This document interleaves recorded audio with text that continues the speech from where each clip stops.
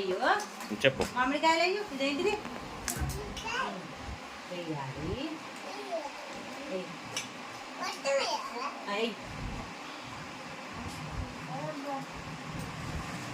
తర్వాత ఏమేస్తావు?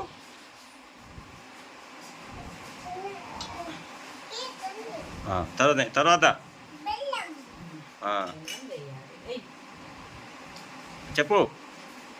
బెల్లం వేయాలి.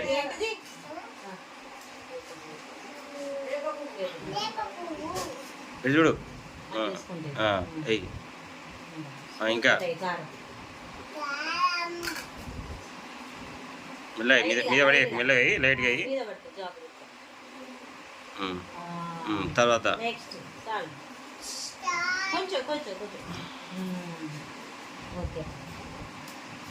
చింతకాయ వేసినాక ఏం చేయాలి? ఏం చేయాలి?